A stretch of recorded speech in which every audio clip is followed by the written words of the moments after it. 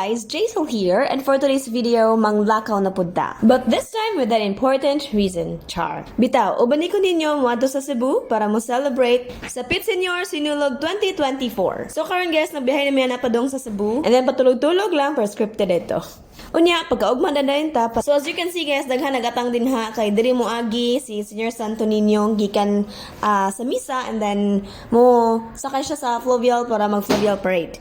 Abas na mo na to. And then, gabaktas yun guys. Grabe kayong binaktasay niyan. To, naabot namin dali sa Pier 1 kay mag-atang pud main ni Senior Santo Niño.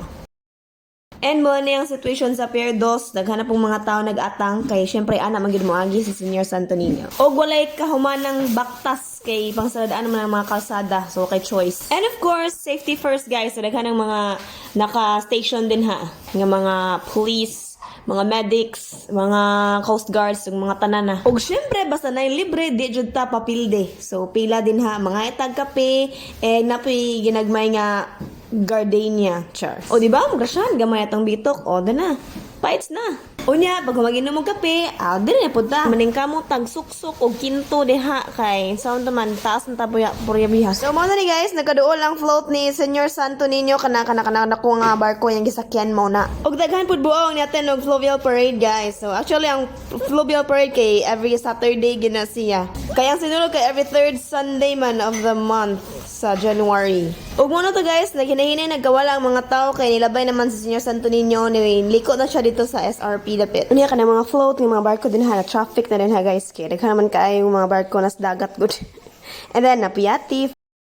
Og na yung mga imahe ni Senior Santo Niño diha, and then morag na yung nag-reporting yun ha, interviews and all.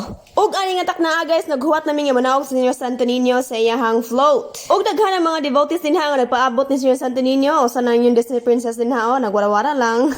Og alerto po ng mga nagbantay din ha, sa akong naibawaan guys, kay mga RO, mangguni sila mga officers ba ni, or sa ba ni mga estudyante, na sila ha. No, and then mga kapulisan na to, kay ninaog na, kita mo na, kanang naa sa amin, gisudog sa amin mo na si Senior Santo Niño. Og na po yung ninyo nga naka-uniform diha, oh, first time na ako nakikita, gida ni.